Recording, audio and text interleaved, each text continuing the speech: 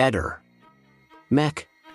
Pallister. Generale dietro la collina. Il generale Garofano, noto opinionista del Circus Barnum Luzzi, sta cercando una collina dove nascondersi entro il 15 dicembre, data in cui verrà consegnata la perizia sulla morte di Liliana Resinovic, da sempre fautore del suicidio, assertore della assenza di tracce di aggressione e casualmente membro del pool di difesa di Sebastiano Visintin.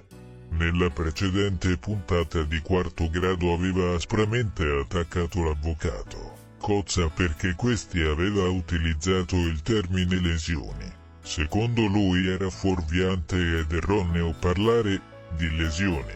Al massimo si potevano considerare lesività. Ma ora, a pochi giorni dall'epilogo, è costretto a rimangiare tutto e dire lesioni.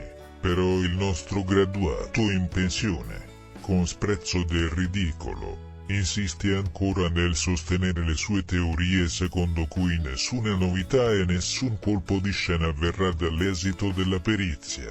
Certo, lo fa con la faccia di uno che ha un'indigestione da frutti di mare avariati, con l'espressione di uno con il mal di pancia.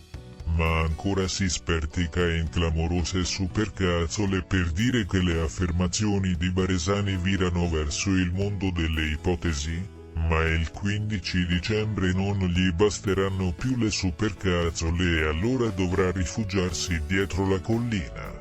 Non sa, il generale, che troverà la collina molto affollata. Lì si sono già andati a nascondere Picozzi e il suo imbuto, Carmelo Abate e la dottoressa Bruzzone, che hanno sempre sostenuto a spada tratta la teoria del suicidio, argomentandola con passione ed ardore del fondo schiena tanto da contorcersi sulla poltrona dello studio televisivo.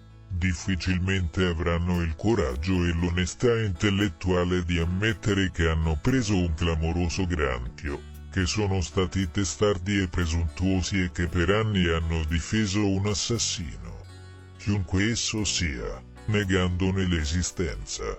Generale, il treno è partito e non fa più fermate neanche per pisciare. Ehi, non dimenticare di iscriverti a questo canale.